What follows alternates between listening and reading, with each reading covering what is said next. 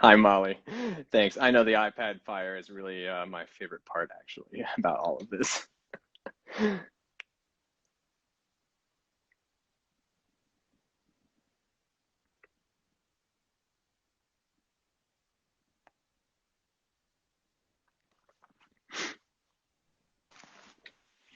All Hey, right, perfect. Hi, how are you? I'm good. How are you? I'm good. Just adjusting Back up here. a little. All right, we're gonna let some people join for a second, and then we'll get started. Sounds good. I had to grab some coffee. I can't drink coffee this late at night, or else I'll be up till the next morning. Well, it's only 6 o'clock for me, True, so true, true. yeah. I love the Christmas tree in the background. Very festive. Thank you. I got my little fireplace too. Oh, nice. All right. It's Love kind the of hidden, fireplace. but yeah.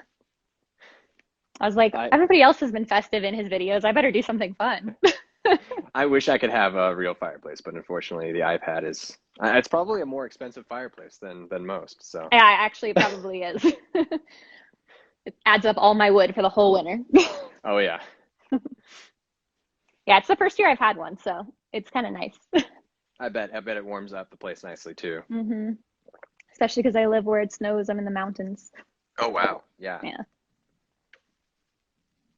All right, I think we can go ahead and get started. So, yes, we do love the matching fireplaces. um, all right. So, hello everyone. Welcome to day 3 of 12 of my 12-day launch event, the 12 Days of Delivery Company. My name is Lane Northcutt, and I'm a young adult author of the upcoming debut release, The Delivery Company. The Delivery Company is a young adult dystopian novel focusing on two young teenagers as they try to dismantle the very system that created them. So every night I will be interviewing a different author or indie publishing professional and doing a giveaway of one of their books or resources at the end, so stick around for some exciting things. Tonight I am very pleased to be interviewing author Skye Horn. Skye Horn is a fantasy romance author obsessed with telling stories full of magic, myth, and legends. She enjoys riding on the back deck of her mountain home in California each morning with a cup of coffee, as well as losing herself within the pages of her favorite books late into the night. The first three novels of her debut series, Kingdoms of Faerie, are available now, and the fourth and final novel is set to release in early 2021. Welcome, Skye. Thanks for having me. I'm really excited. So first off, can you just give us a little bit more about yourself, where you're living, what you're doing, spending your quarantine, and how life has been so far during all of this? It's been crazy, which I think everybody can relate to. I work from home full time, so I am working at home as well as writing full time. And like you said, I live in the mountains, so I'm kind of off on my own. But I'm with my husband and my two fur babies. We have two dogs, and that's just what I've been doing for the entire quarantine is just working and writing, working and writing. That sounds like a great way to spend the quarantine, actually. Yeah, No better way. I've been productive. That's good. Yeah, same. I mean, I think for those of us who tend to spend a lot of time on the computer and writing, this is kind of almost ideal. Well, not ideal, obviously, but it's a nice way to use our time. Yeah, Um, exactly. Got to look at the positives. oh yeah. And I know that somebody probably will ask, so what are the names of your fur babies? So I have a yellow lab who's named Isla, like the Scottish island about the whiskey. And then I have a Rottweiler Husky whose name is Gatsby because he has blue eyes. Oh, So nice. yeah, Very they're cool. big. So can you tell us a little bit about your writing? How long have you been writing, and what made you decide to pursue writing as a career? I'm sure that I'm right along the line of everybody else right now. I'm going to say that I've wanted to write like my entire life. I reading made me want to start writing. I love to read and I loved listening to my parents read to me when I was little and experiencing the storytelling that was there because really I like to call myself a storyteller more than a writer lately. Um, so I think reading inspired it and then I actually started writing music. So my initial passion was songwriting, and then it kind of moved into poetry, and then it became fiction. So fiction is what I'm best at. Like I was okay at songwriting and poetry, but nowhere near good enough. And then fiction is kind of where my passion lies, I guess. So I went to school, I went to university for writing as well. So I got my bachelor's degree in creative writing and English, and it's just been you know, one book after the other since then, trying to finish things, but finally actually got it done because of this quarantine. Right. So it's been very productive and very good for you to get things done Yeah, during this. exactly. Lets That's me very balance. interesting. Interesting that you bring that up because I also went to school. I went to school for music actually, Oh, really? and dabbled in songwriting and tried poetry very briefly, but it did not work out. So and I talked with S. Elizabeth Cook yesterday about that. How poetry is just a different beast from It fiction is. entirely. I'm amazed. Yeah, I'm always in awe at the people who I had to It's fix okay. the battery thing. So I'm always in awe at the people who are able to keep their stories and their writing to such a short amount. Yes. Because as you know, we on the fiction side tend to ramble. Over Um, overwrite. yeah. Now specifically for me, it was 63,000, I think, my first draft of the book, which is about 20 something thousand less than it ended up being after. Yep. And now do you find that was kind of similar for you when you wrote your first book? Yeah, my first book was definitely it's strange for me to think because when I was writing it, I kind of just did it and, didn't look back because I had so many unfinished projects at that time. And I'm sure that you can relate to this as a writer. I had so many unfinished projects at that time that I was just like, you know what? I'm just going to do this one and I'm going to finish it. And even if it's terrible, it's going to be done. And so I kind of just dove into it and it ended up being 85,000 words first draft. Wow. Yeah, and then I had to rewrite the entire middle during editing, so that was fun. I think it ended up being 97,000 at the end, and then my second book is 115,000 words, so it's just gotten longer. Oh um, boy.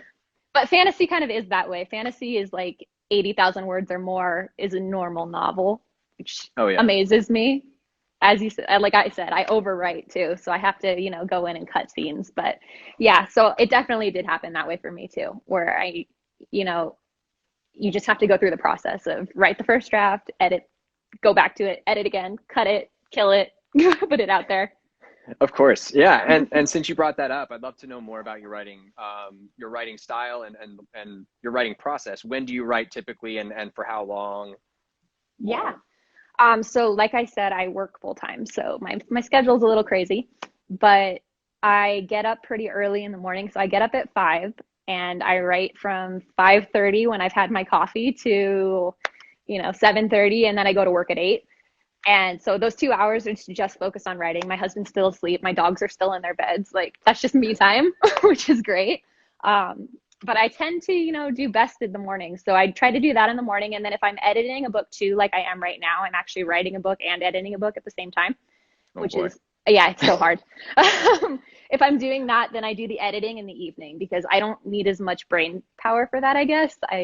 That sounds weird, but I can do that while there's other people up. I can't write while there's other people up, and I get distracted really easily. So, Same. I am very much a morning person when it comes to writing, and I find that creativity tends to be much more flow. It tends to flow better in the morning than yeah, it does in the evening.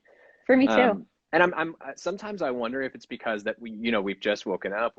Our brains have been dreaming, and creating already. So I wonder if it's a little bit of that. Like we don't have anything the rest of the day to worry about quite yet, so we can Yeah. focus. But in the middle of the day, you get to the point where you're just like, man, I'm exhausted. I just worked a full shift, and I have dogs to feed. My husband and I need to like catch up Yes. because I don't know what like for you that. And my wife is the same. I always like to make sure I spend enough time with her, in the day that I don't want to take away from that. So Yeah. And you it's don't want to feel important. guilty. Of course, yeah. Yeah. No. Now, since you are doing fantasy, which is so word heavy, usually, can you talk a little bit about how many? Do you write with a word goal, or do you write by, I'm gonna finish this chapter, or this book should be X amount of pages? How do you think of it when you're first starting? For me, it's a word goal because I think that that's the best way that I can calculate what I'm doing. And I tend to, like, I just did Nano, and that was intense because I did 75,000 words in 1 month rather than 50,000 because I Oh wanted to wow. like write the whole book. So I got up and I wrote 2,500 words every morning, whether it was good or bad. And it was crazy and it was exciting. And I'm now like taking a step back and taking a break and a breather because my brain is fried. So I have a word goal for my entire manuscript, and I try to break it down by how many days I think that I'll be able to, actually write. So I try to write every day, but obviously, like, especially right now, the holidays are here. I'm not going to be able to Mhm. write every single day. There's going to be like things I need to do with my family and things I can't just, you know, push off to the side.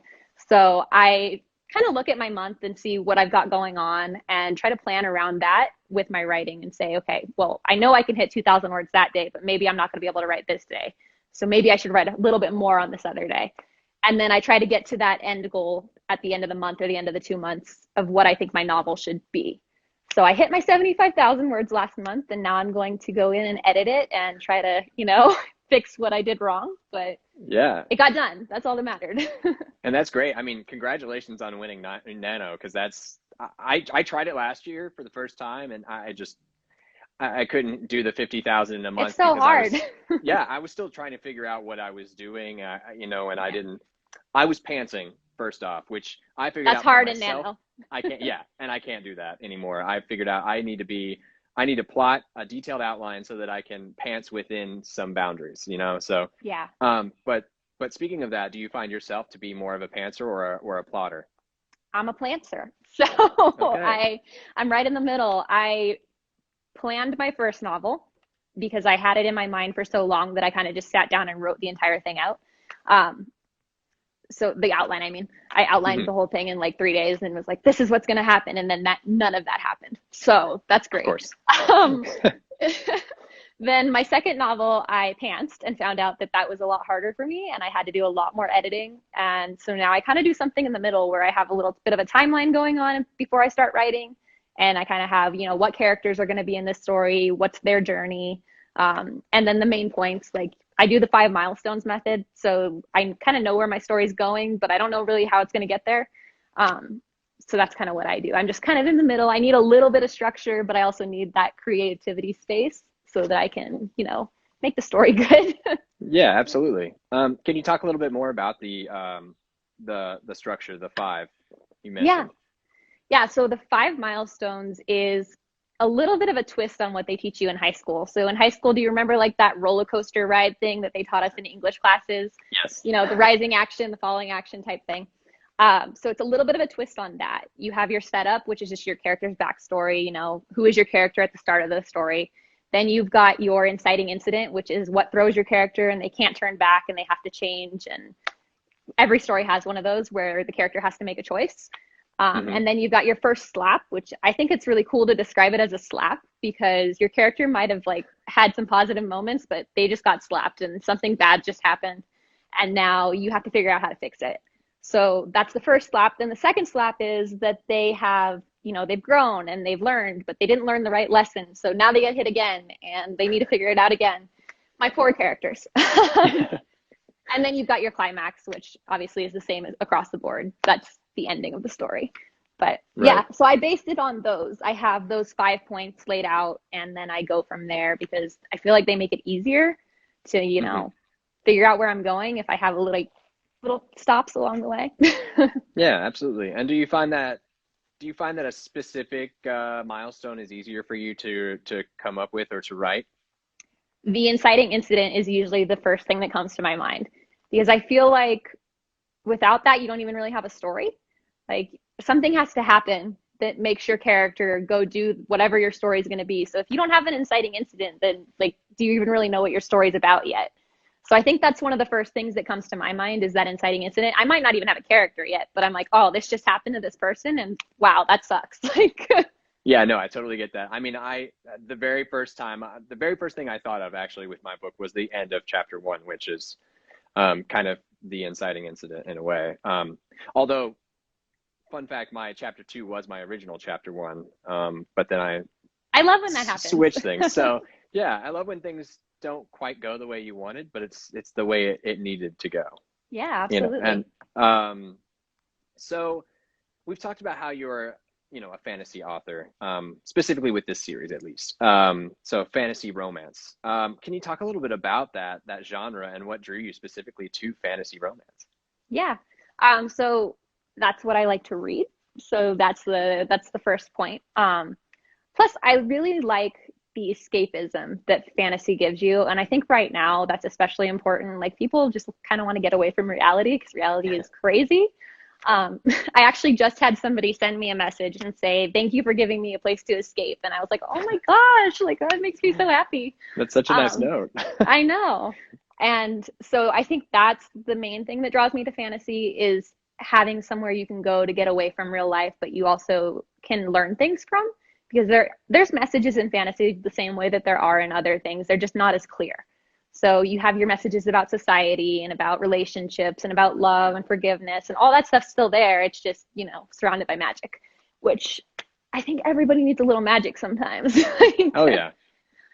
So that's what drew me to that. And then romance is just, I don't know, I guess I like to write romance. So that usually, even if I say it's not going to be a romantic book, there's always romance in it. I'm like, I give up, whatever. I'm just going to be a romance author.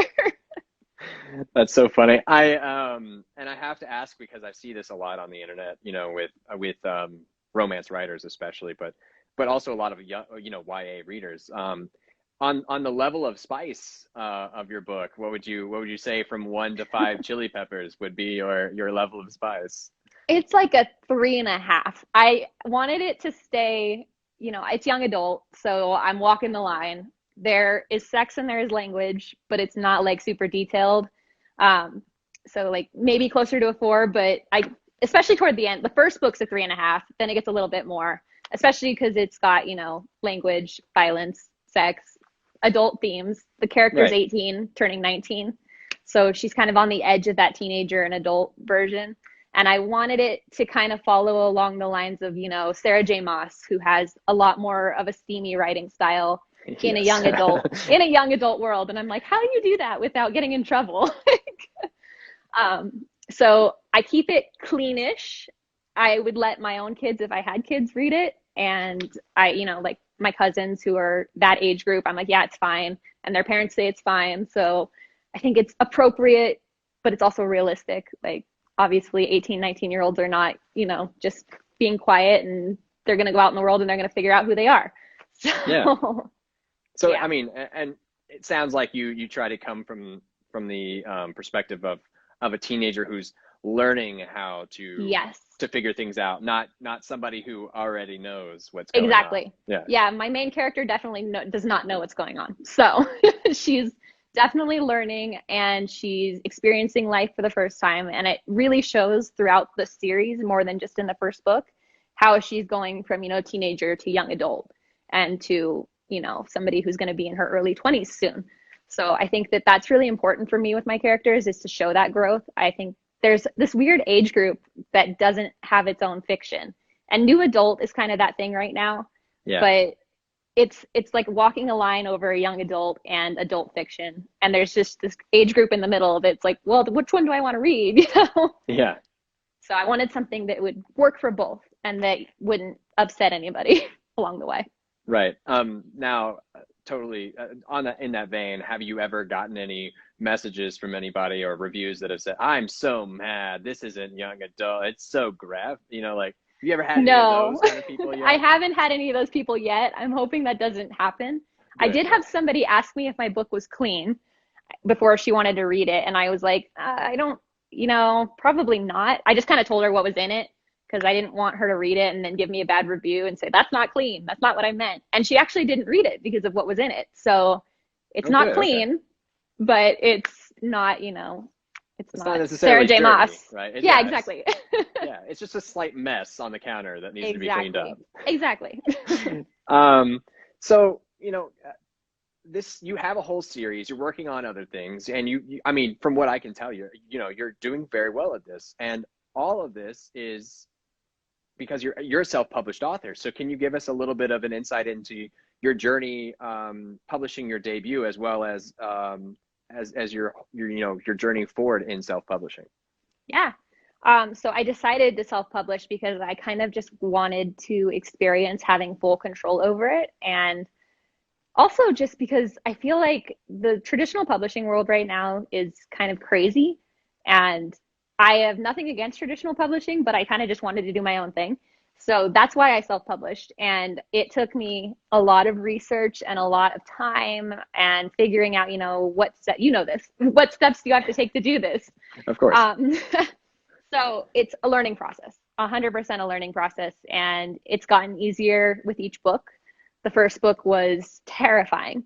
And I was like, oh man, I don't know what I'm doing. And if I do this wrong, am I going to be terrible? Am I never going to get published like traditionally? That's a big fear too for self-published authors is if you self-publish, does that mean you can never traditionally publish? And that's not the case anymore. Right. It used Yeah. to be. It's not the case anymore. You can be a hybrid author now where you traditionally publish and self-publish. But for me, it was just super important to show myself that I could do it and to keep complete control over my creativity. And I don't regret it. I love it. It took a lot of work and sometimes it's expensive because you have to, buy your own editor and your cover designer and all that stuff. Um, but it was worth it for me to experience and be able to say, hey, I did it and I have 3 books out now. Like that's great. Yeah, absolutely. And do you find that that creative control kind of helps drive your success? Whereas in traditional, you hand off a manuscript essentially, and you're just like, here you go, hack it apart, do what you will, and then ask me if I'm okay with it, or Right. to be over the top. But do you find that that creative control has been kind of uplifting for you in Yeah, this process? absolutely. I think that a lot of the times you hear horror stories about people that get traditionally published and then they kind of lose faith in themselves because they are handing their manuscript over to somebody who completely changes the story. And then you kind of get that idea like, well, what was wrong with the story I wrote? But as a self-published author, I get to work really closely with my editor, and I have a great relationship with my editor. She's amazing. She makes me a better writer, um, which I love to say because she's incredible. So I have this really good relationship with my editor, and I'm able to keep my storyline while also growing and seeing, what's going to work in the market and what's going to work for me. And it kind of sucks that Amazon runs the market because I think that there are so Yep. many other opportunities out there for us self-published authors that I can't wait for that to change. But right now, yeah, Amazon completely runs the market. So she has knowledge on that. And I now have knowledge on that where I can, tell what's working and what's not working with my books. So it's been a learning experience. And I feel like I wouldn't have gotten that if I was traditionally published. I wouldn't have learned that side of the marketing. And now, if I wanted to be traditionally published later on, I feel like I have more experience and more knowledge about what I need to do to be successful. So I think that in itself has been really eye-opening for me. Right. And of course, none of this is to deter people from traditionally publishing and No, and, and to talk smack on traditional publishing because as we no, know, I it's a am very terrified of it. yeah, it's a great thing and it's a very scary thing, handing your manuscript over to somebody else to say Yeah. this is good or this is bad and what to fix um and while we may not decide to do that right away and query and do those various things, so many people who are self-publishing, as you said, are aspiring to eventually become traditionally Yeah. published or a hybrid model. Is that the case for you? Are you hoping to one day move into one of the big five or maybe soon to be big four I know. publishing houses? It's crazy how it gets smaller and smaller. It used to be big six. Right. Yeah. Yeah, I actually am one of those authors that would like to do both, and especially because of the position that I'm in social media wise. I feel like I have a lot of followers who do want to do traditional publishing and who do want to go that down that route. And like you said, there's nothing wrong with that. But I want to be able to say that I've done both so that I can, give them advice on what they're doing. And I feel like that would be really good for me, in the position that I'm in with the writer community and with all of that, to be able to have both perspectives. So the next book that I'm working on, I'm actually am planning on querying it and going from there. So we'll see. I'm going to continue to write Kingdoms of Faerie and do spin-offs and self-publish all of those, but then I'm going to query for my sci-fi novel and try to get that out there as well. So it's going to be fun. It's going to be an experience. I'm going to learn new things. So yeah, if you want to traditionally publish first, that's awesome too. And I think that you just have to do what's right for you and you have to know who you're working with. So if you are going to do the traditional publish route, like, know your agent and know your publishing company and know what you're signing like for those contracts so you don't lose Yes. what you love.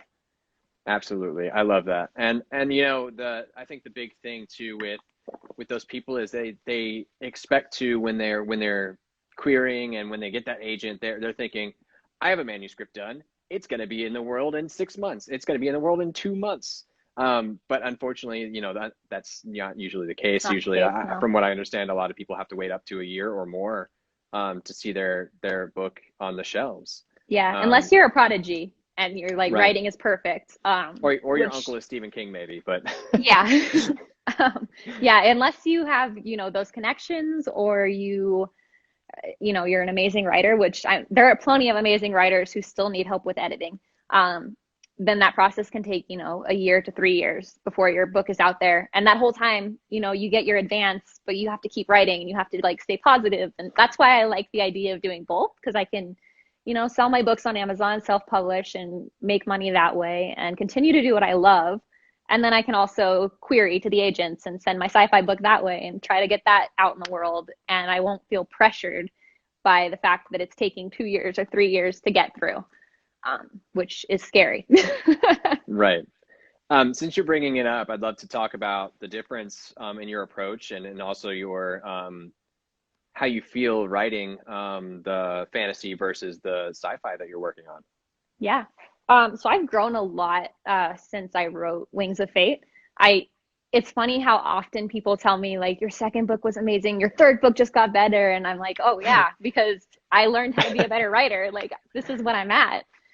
So I know I still have a really long way to go, but as I've started writing the sci-fi novel, which I actually just started writing last week, now that Nano is over, it's just been, I feel like I'm paying more attention to things that I wasn't paying attention to with my fantasy novel. And I have the experience and the feedback from those readers that have already given me, reviews on my other books to know what I do that I could fix or that I could be better at. So Hmm. going into my new series, that's a lot of it. It's nice to have, the feedback that I've already gotten from my other books. Sci-fi is a whole new world. Literally. Yeah. So I've never written sci-fi before, so it's going to be a lot of fun. I love to watch sci-fi, but I don't actually read a lot of it. So I've been reaching out to a lot of other sci-fi authors and getting their advice on things, and that's been really helpful for me. So if anybody is out there like, how do I write this? Ask other authors. It's a great idea. Oh yeah, absolutely. I mean, other authors I think are the best Yeah, resource we have, actually. definitely. Yeah, this is sci-fi's taking me a lot more research than fantasy was because I feel like I already had a lot of knowledge about fantasy and I already had like all these worlds built in my head, but sci-fi is going to be something brand new for me. And then based on the fact that I'm taking a more traditional route with sci-fi, I'm having to pay attention to, what's the market right now? What Yep. like what books just came out in sci-fi? And something I've noticed, which is interesting, is that we always say like the female protagonist is more popular right now. But in sci-fi, that's not the case. It's mostly No. male protagonists. So I'm like, yes, I'm gonna write a female protagonist sci-fi character, and I'm gonna like sneak into the sci-fi genre. but but yeah, so I think it's just paying attention to your market and paying attention to what's popular and what you like to write. Because if you don't like to write it, it's not gonna come out well. And that's been my struggle is that I've kind of been burning out on my fantasy writing because I've been doing it so quickly. And so, I mean, I got 3 books out in a year, and my brain is kind of fried on the fantasy side. So it's nice to try something new and Yeah. stretch the creative muscles. Yeah. No, I totally feel that. I mean, not that this is any way official, but I am also trying to do the same thing where, my book is coming out on the 12th. I have slated, my editor's already paid for the summer for my second book to come out in the summer. And then I'm hoping that book 3, the end of the trilogy, is out this next December, but Good we luck. will I feel see. for you. Yeah, we will see about that. But That's awesome, though. yeah, no, I'm very excited about it. But like you said, it's a lot, Yeah, to do that. So, um, and I haven't done it yet, so we'll see. you can do But it. so speaking of all the worlds you have in your head and all these stories that you kind of had ready to go in a way, can you give us a little bit of an insight into your character and world building and how you decided on the world that Wings of Fate and the Kingdoms of Faerie is set in? Yeah. Um, so I traveled to Ireland in 2017 for New Year's, and we took a trip around Ireland. It was like 7 to 8 days, I think. And I was sitting on a bus, looking out the window at all the rolling green hills, And I was thinking how cool it would be to run across those rolling green hills and just like be free, which I know is like a weird thought, but whatever. That's what went through my head. And then I was looking at like the property lines and stuff, and I was like, well, that would be lame because they'd probably call the cops on me. But then the thought of, well, what if this was like old timey Ireland and we were running across the hills? And then I had this character that popped into my head, and that's how my main character was born. And the idea of, wanting something that was based in Ireland. And so I started researching like Celtic mythology and the lore behind all of the magic in Ireland, which is amazing and super interesting. I don't know if you've ever looked into it, but it's very interesting. I haven't, no, not that specific amount of magic. Well, so the main thing that came up was I looked up like hills of Ireland or something like that, and the hill of Knockani is said to be like the place where the Queen of the Fairies lived in Irish folklore. And I was like, oh, that's kind of cool. And so that's how my main character ended up at that hill. And then she found out that she was from a land called Faerie and that she's not human. And so that is kind of how my story was born. I just had this character that was running across the hills, and I was in Ireland, and I was thinking how beautiful it is. And that's kind of how all my thoughts processes go. I know that sounds really weird, but they just come from these random, like, well, what if this happened? Or what if that happened? Or, traveling really does that. I've been to 13 different countries, and I love like exploring culture and the different myths and the legends that formed those countries and their beliefs. I think it's really cool. So a lot of my writing does come based off of that. And the characters just kind of are born out of that. So will we see any insertions of like Irish or Greek or any of the other places that you've visited make their appearance in Wings of Fate or the rest of the series? Yes, definitely. It's actually grown a lot. Obviously I can't travel right now, so I'm losing my travel juices, but it's grown a lot from just, wow, these two goddesses are really interesting, to, wow, the culture has grown so much since the beginning. And there's all these different Fae legends that exist in Celtic mythology and Celtic lore. And I think that it's just really cool to interlace those. And I've got a lot of mythical creatures in my books, which I think is fun. I've got unicorns. The unicorn is the most popular character for some reason. Of course. If Matthew's still here, he'll start ranting. But yeah, so I've got unicorns, I've got Pegasus, I've got a variety of, I've got Marrow, which are the Irish version of a mermaid. Not a nice mermaid either. So yeah, it definitely is interlaced throughout the whole series, even though it's pretty character based and character driven. I like having those different, creatures and lores to support the story and build the world. Very cool. Now, before I move on to the next question, I'd love to know, of course, without giving anything away, so you don't have to answer this if it does, but is there a character, a side character, an NPC, if you will, in the language of D&D that you really love, and that not necessarily everybody loves them, or maybe they do, but like this character, not the main character, but this character is like, you're like, I love that character? Amara is my antagonist in the first book, and she's my absolute favorite character. She's a badass, and she's super cool, but also evil. And I just think that her character arc was really interesting, and she changes over the book too. And it's cool to see her character arc grow and her character grow and into this completely different person by the second book. So she's my favorite character all the way through. I wish that I could write more about her. She might actually end up in my sub-series when I write that. So I'm excited. Very I don't think excited. that gives anything away. Okay, cool. Yeah. And a sub-series you're thinking about doing. That's cool. Yeah. Yeah, I'm taking a little bit of a break after book 4 just because I need to, refresh, and I'm going to work on that sci-fi novel a little bit. But then I'm going to come back, and there's going to be a twist-off series that will kind of reference the main characters from this book, but not really be based on them anymore. So I kind of want to explore the world a bit deeper. That's cool. Now, since your world is so magical, can you talk a little bit about the magic system and how you created it? Yeah. So I went with an elemental-based magic system. So the 4 elements, basically. I have Fae characters, which are Faerie, for anybody that didn't know. So Faerie characters who specialize in one element. So they either specialize in water, earth, air, fire. And then some of them have like more special abilities, like Some can see the future or get visions, things like that. But almost everything is based in nature because that's a lot of what the Celtic lore was. It was based all in nature and the way the seasons changed throughout the year. And so a lot of their fairy stories were about bringing in the new season and how the fairies would help do that. So I wanted to kind of bring that in and keep it twisted with my fairies. I've also got humans in my world because they've intermingled into the land of fairy, and that's kind of what started this entire issue.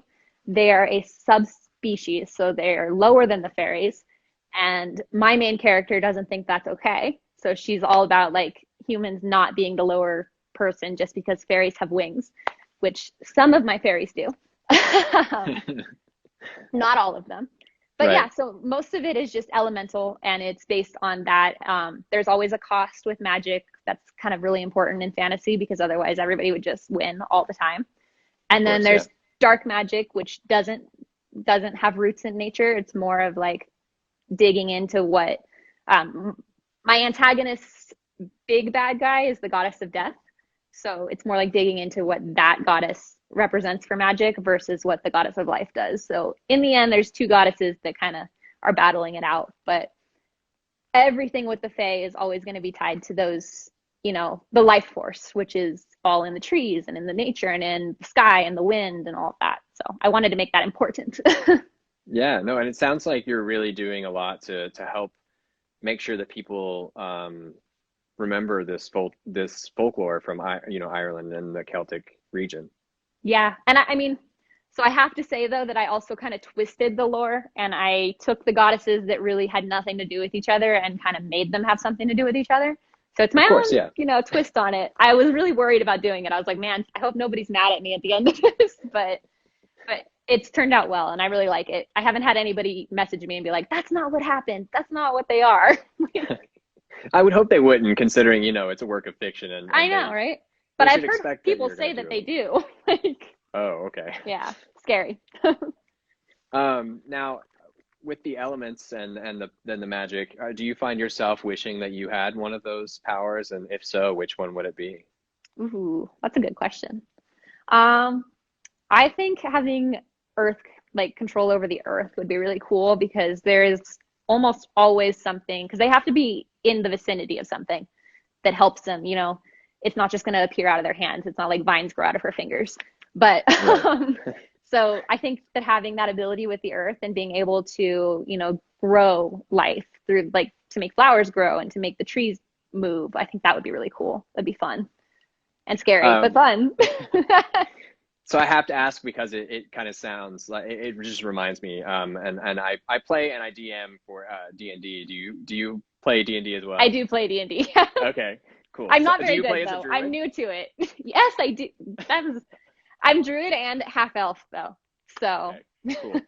I was like, this sounds like she would play a druid like 100%. I made that character after Wings of Fate was already written and published, and I was like, I kind of want to do something kind of like my story, so that's the way I went. Very cool. I love that.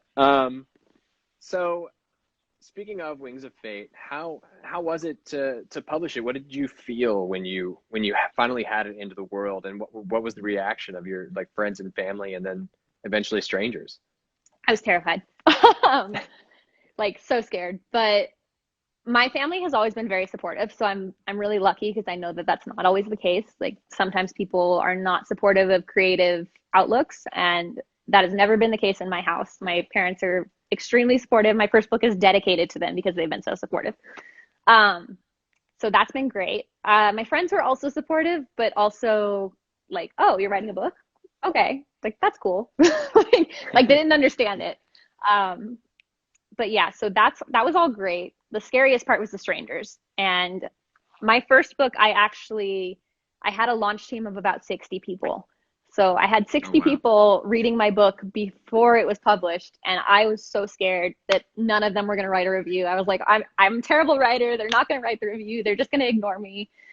And that didn't happen, obviously. Like I have a lot of reviews on my first book, and they're great. And my launch team was amazing, and a lot of them stuck around to the next book. So I've kind of built up my launch team as I went, and it's gotten less scary. But Hmm. the first one was definitely, like heart racing, didn't want to open any emails, just wanted to pretend that my book wasn't out there, even though it was. but it went better than I originally thought it was going to. So I think Hmm. that was kind of inspiring for me because I was so scared that it wasn't going to go well, which is just me being, me. Um, Yeah.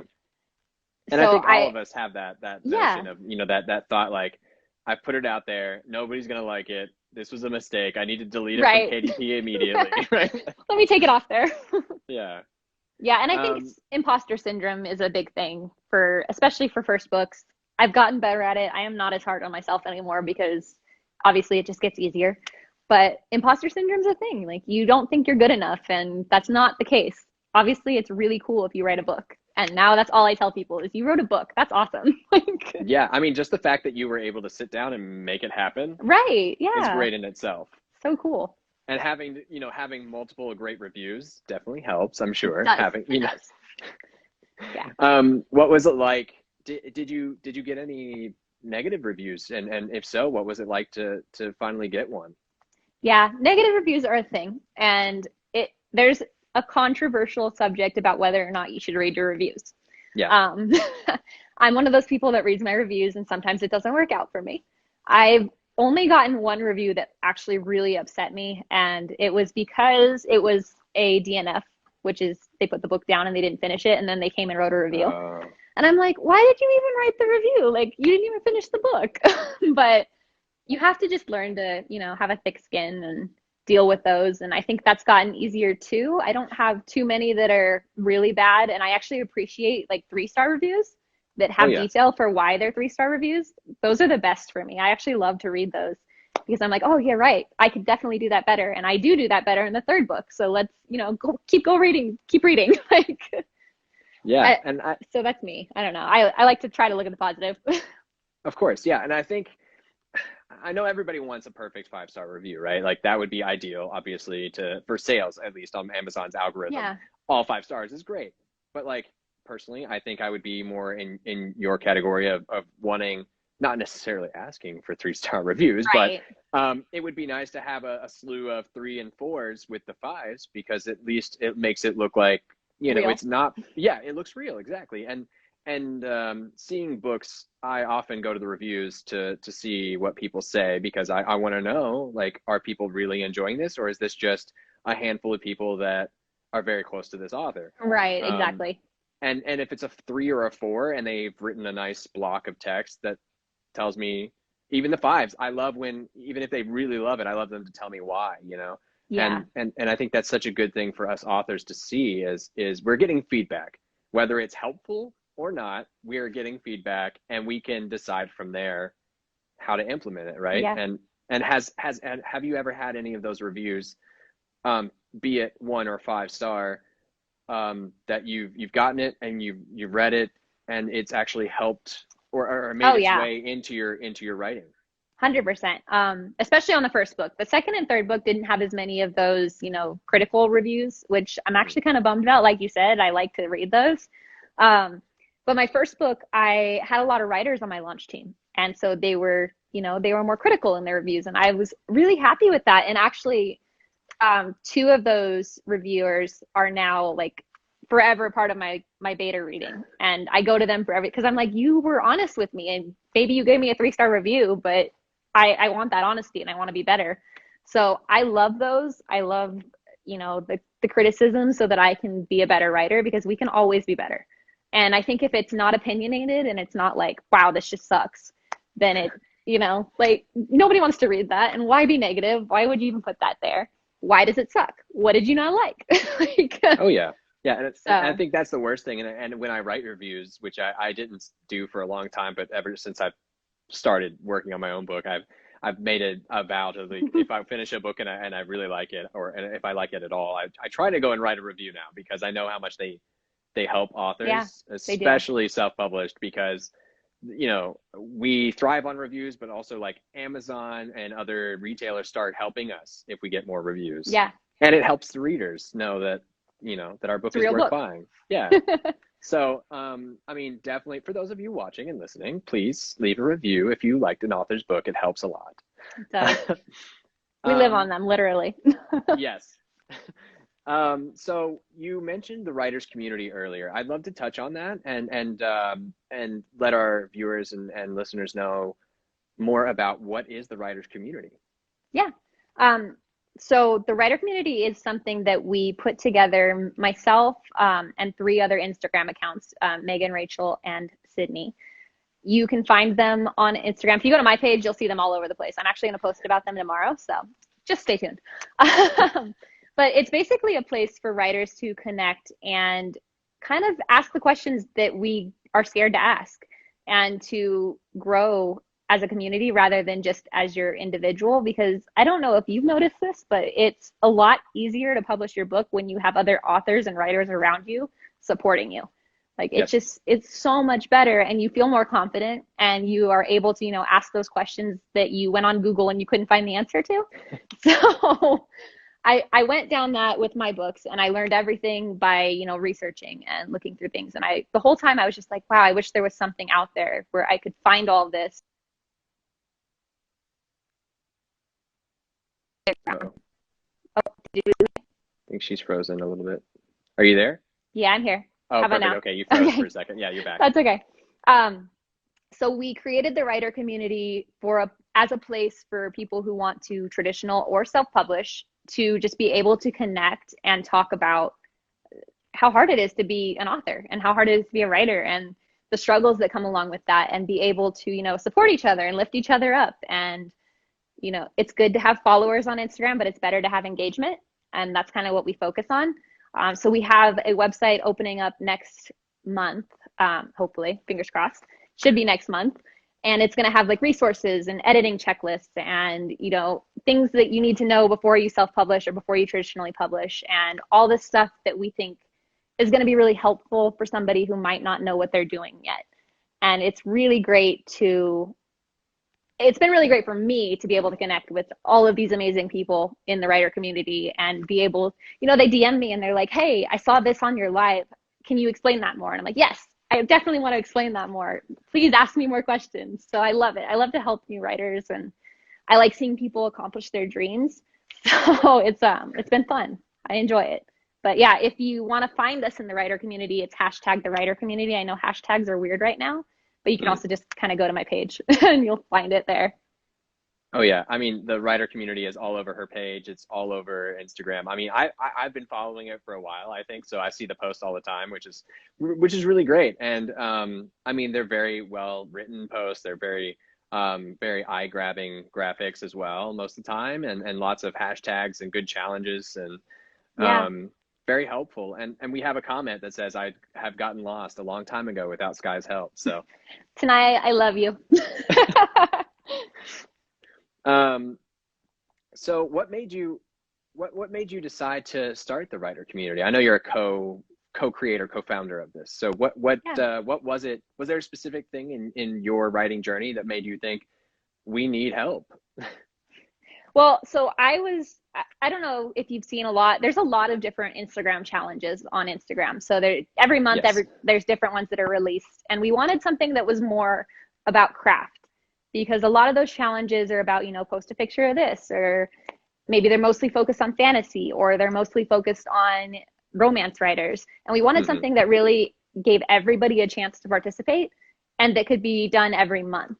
So we've been doing it for 3 or 4 months now. I can't even remember. I wasn't there for the first month because I was taking a break from Instagram at that time. But the last few I've been a part of, and it's been amazing. And it's helped me to connect with the other hosts. They're my critique partners, and they're the person that I go to with my writing questions and my beta readers, and on and on.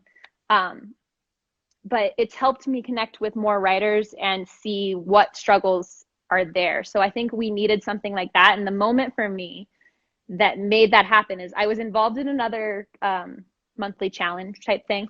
And then I took a break from that, like I said, because I was overwhelmed with Instagram. And I Hmm. thought, why can't we make this easier? Why does it have to be so hard to, engage with our fans? And why do I have to think about it so much? Like, this is too difficult. Because it is, it's really hard to stay on top of social media and what's popular and what's working and what's not working and decide what your readers want to see. So I thought if we can focus on writing and on the craft and on being better writers, then we can really build that community there. And that's what has happened. And it's been amazing with the other hosts because they started it before I did. And I kind of just jumped in there and got involved. So it's been fun. And it's grown a lot since that first month. I can't even keep up with the posts most of the time now. Do you find yourself learning actually from the writer community as well yourself? Yeah, absolutely. I learn new things all the time. And I especially we do Writer Talk Tuesday where we ask the whole community questions about the craft. And the things that people say are things that I've never known before. So I love it. I love to see everybody's different approach to writing because nobody does it the same way.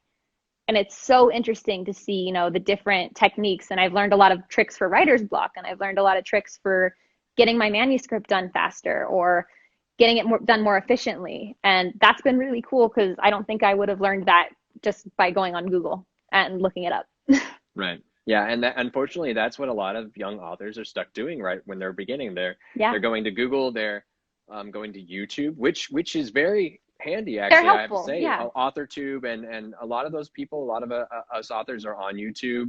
And there's a lot of them out there helping young authors, but there are also a good number of people out there just telling you things that just aren't true or don't work or are money grabbing and trying to get you to buy this or that thing it's going to be the thing to help you. But yep.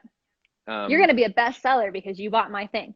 Exactly. Yeah. And I think you can tell some of the time, but when you're first starting out, it's kind of hard to tell who's right and who's wrong. And it's nice to know that there's a community right there built into Instagram with this hashtag and that's so well curated and collected, by all of you.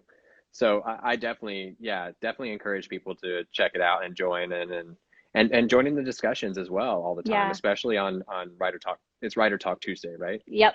Yeah. I definitely see those posts every Tuesday. We're consistent. I've participated a few times, but definitely not every Tuesday since it's been going on. So, but it's nice to go back sometimes and also read through the comments, even if you're not going to participate in it. You definitely can learn a lot just reading from other people. Mm-hmm. Yeah, and that's kind of what we want. That's what we want, is something that is going to be there to teach people that maybe are too scared to ask too, because a lot of people are worried that they're going to look bad just because they asked the question. And we kind of want to get rid of that stigma and say, we're all authors. It's not a competition. If we support each other, we're all going to succeed. So, yeah. Absolutely. And speaking of, I had a question actually from the the little question box I put in my story earlier. Do you have some your go-to advice for teens looking to become authors? Ooh, that's a good question. I was one of those teens. So, I lost my headphone. Hold on. I'm just buying time. Yeah, so my go-to advice for teens is to just keep writing, no matter what people say. Everything that you write may not be fantastic. I look back at the stuff that I wrote in high school, it was not good. But that doesn't mean that you're not a good writer. It just means that you're growing and you're learning how to write and you're learning about craft. And there's a lot of online resources, like you were saying, there's AuthorTube, and there's things where writing sprints where authors get together and they write for, an hour or 2 hours or whatever. So that's a really good place to start. And it's good to get writer prompts that can help you with growing your craft and work on certain things. But just don't expect to be a bestseller right off the bat. It definitely does take work, and it takes, putting the time in and learning how storytelling works, which is something I didn't realize before I actually published a book. I feel like there's this craft to storytelling more than there's a craft to writing, because to tell a good story, you have to be emotionally involved and you have to be, able to see through your character's eyes. And that's something that you learn by writing. So it's always just, and read a lot. Read a lot's a great tip, because I feel like that's what I did. I just read and read. You don't have to go to school for writing to be a good writer. I know so many good writers that did not go to school for it and who blow me out of the water, and I went to school for it. So I think that as long as you can stay confident and keep pursuing what you want to do, following your dreams is always my mantra. I'm like, go do it. The life is too short. You got to do what you love. Absolutely. And I think just one thing to add to that is find a support team that you can consistently count on, no matter who it is. If you Yeah. have a best friend who loves what you're doing and will read anything and everything you're writing, keep them around. There will not be another person like that unless you Hmm. marry somebody who one day that really loves your writing. Because even they will eventually get tired of hearing every single or reading every single draft because there will be a lot of them eventually. Yep. So, if you have somebody that you can just like send everything to give just even get a little bit of feedback, definitely hold on to that person and keep up the relationship because that's going to be a good one. I love that. Yeah, that's definitely great advice because I didn't have a lot of that when I was in high school. And I feel like that's maybe why I didn't write as much or didn't share my writing as much. And I think that it's really good to, find somebody who you can share it with because it's going to make you feel good and it's going to make them feel good that you are being open with them. And yeah, definitely a great idea. And now I'm going to open up the floor to our audience to give us a little bit of a few more questions, if you have any. But while we're waiting on people to put in a question, would you mind sharing just a very brief snippet of Wings of Fate? Yeah, I was going to share the beginning, but I changed my mind. After we talked about magic, I was like, I think I've got a better idea. All right. So it's from the beginning of the book, but it's not the very beginning. So, and then there's the cover if anybody is interested. Thea's head was spinning beneath all the information Kieran had unloaded on her. She wasn't human.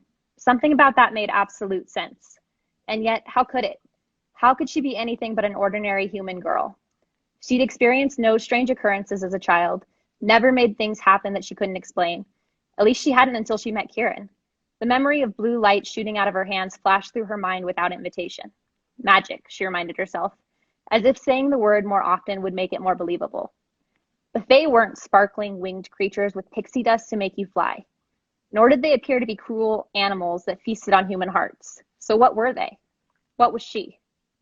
Kieran had mentioned a connection between the elements and magic. Sophia thought more of the Celtic versions of the Fae. That was where the story of Anya originated, so she figured there must be some truth in those legends.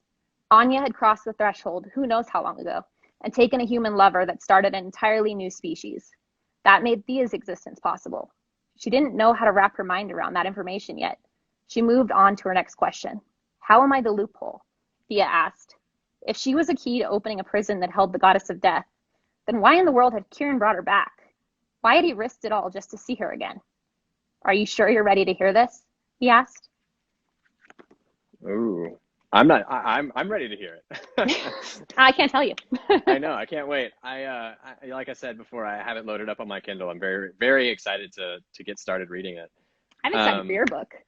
Oh, thank you. I'm very excited too. But we have a couple questions in the comment section. When planning a novel, do you tend to use pen and paper or go straight to your laptop? Ooh. So I take a notebook with me everywhere. Like I have a really big purse. I'm totally one of those people. And I have my notebook in the purse and I take notes in that all the time. I also have my cell phone that has my notes app and it's just a complete mess. There are so many notes in there that I have no idea what they mean. So that's I don't know. There's just like random sentences in there that I'm like, I think that might have been a story idea, but not sure anymore. So I have those where I kind of write it down and that's my spur of the moment planning. But when I'm actually planning my novel, so I've already got the idea in my head and I'm sitting down to plan, those 5 milestones that we talked about. I'm going to do that actually in my Scrivener app. So I use Scrivener to organize my entire novel. And I have like my character sketches in there and I've got my setting sketch and basically everything that I need to write the novel and to remember the small details and things like that. So I use Scrivener for that. And then I also use my iPad. I've got like an Apple Pencil. That's what I've been using lately, where if I feel like I have an idea that I don't want to type, I kind of want to write it down, then I use that. So I'm more of a digital person, I guess. Was it your story that I think I saw the red pen is out? It was the Apple Pencil you're editing? Yeah. Yeah, that's my first time using it for editing, so I'm pretty excited. It was fun. I liked it. Yeah, no, I totally feel that. I have Evernote on my phone, the app, and I organize all of things into notebooks and just throw all of my notes into one notebook for new story ideas. So if I wake up at like 2 a.m. with a story, I can put it in there real fast. Yeah, and then exactly. just go back to sleep and forget. Which happens all the time. Oh yeah, and if I don't write something down, I will forget it. My wife will second that 100%. I will I'm the forget same way. Yeah, it's terrible. It's the worst when you're really tired and you're like, just remember in the morning. No. Yeah, unless you dream about it, you're not gonna remember it, right? Yeah, exactly. How do you know who to trust with your manuscript? Have you ever had someone try to steal it? Ooh. Oh, so I heard that that's a weird question, but it's a great question. But I've heard other authors say that it's flattering if somebody steals your stuff. So I try to go with that. But I think plagiarism is just a thing, and people are going to try to do it. And as long as you have it in writing, like if I like for my ARC readers, for example, I'm sending out my PDF of my book early, so it's not published yet. And I have it copyrighted, obviously, like my copyright's in there, but that doesn't stop somebody from stealing it. But I'm sending it by email, so I have record that I sent it to them. So if it really became a big deal, then I would be able to handle that. But no, I don't really worry about it, because if they're gonna try to steal it, they're gonna try to steal it, and I'm just gonna have to deal with that when it comes. Like I take the precautionary steps, and then I just go from there. And I see pirated copies of various books online. You know, that's it's going to happen. If it's a digital format, somehow somebody is pirating a version of it, probably in some weird unknown place. Yeah. And if they like my book that much to pirate it, awesome, cool. Yeah, get more people talking about it, because other people will probably buy it, right? So exactly. And I think the big thing with knowing who to trust with your manuscript is you know who you trust in general. I think so. If you can trust somebody to watch your dog, or to, you know, hold your cell phone while you're going to the bathroom or something, you could probably trust that person with your manuscript, I feel like. But is it hard to choose names for your characters? Yes. I have a really hard time choosing names, because I like so many different names, and I have a bad habit of when I pick a name, I tend to like pick other names that sound the same. And I noticed this in my first book, that I picked names that all ended with like the sound "an," and I was like, oh no. When I was reading through it, I was like, what did I do? So that's something that I'm trying to pay more attention to as I pick names for my next book, because I don't want them all to sound the same. I think that's weird. But I do like names to have meaning as well, so I tend to over research my names. And this book actually didn't have that happen, because I just loved the name Thea. That's like one of my favorite names, and I went with that. But in other things that I've written, I tend to fall down the rabbit hole of what does this name mean and what does that name mean, when it really doesn't matter that much. Yeah, no, I totally get that. I mean, I'm one of those people who I'll name a character, and I know why I named it that, and I know that in this language it means that, right? Which is a fun like Easter egg if you look it up. But like, I'm not gonna like explain that in in the book. Yeah. I will also say that because my book deals with people that have names that are a letter and number within the facility of the delivery company, those names, the characters' names came first, and then I crafted the letter number to what was closely phonetically related to their name, because I liked their name. That's and cool. then I was like, what kind of sounds like that? So that's a little really cool. Easter egg there, but yeah. And last thing is, Tanae is asking, what is your outlining process? Unless you've already talked about that and she missed it, unless they missed it. So brief mentioning of how you outline. Yeah. So I start with my 5 milestones, which are setup and inciting incident, which is a big thing that happens and throws everything into action. First slap, pretty self-explanatory. Character falls down. Second slap, and then climax. So I just want those 5 points to kind of know where my story's going. But other than that, I don't really like to outline. I like to have a little bit of a timeline going, and I like to know which way I need to go in the proper direction. But I found out with my first book that outlines don't always stay how they were. So my first book was completely different than the outline, which was fine. It turned out better than what I thought it was going to be. So that worked out great. Yeah, and I think I love how, you get to the end of your first draft or your outline and you're like, this is great. And then you start editing and suddenly you have this new character or that new plot line. Yes. And you're like, actually, I need to lead into book 2. How am I going to do that? Or, or if it's a standalone, you don't have to. But in a series, you're like, how is this going to go into the next book? And Right. sometimes asking that question can lead you to change a plot point or bring in a new character or something that makes it a little bit more organic. Which Exactly. is, Those are I good love an moments. I like organic that. flow. Yeah, same. I would much prefer an organic feeling of transfer from one book to another, instead of just like a weird, and here our character, last our characters were on this, and now here Right. they are now. It's like, it's not, it's a little different. But, um, well, I don't want to give us too much more time. So I'm going to wrap this up with our giveaway. I have inputted everybody's name while you were reading into this generator here, and I'm going to hit the number in just a second. But before I do, I just want to thank everybody for coming to the event. It's been so great getting to chat with you, Skye, and learn about your books and your process. Thanks for having me.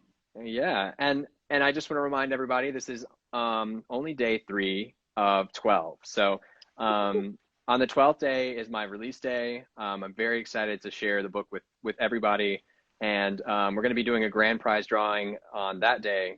So if you don't win tonight, no worries, you still have a chance.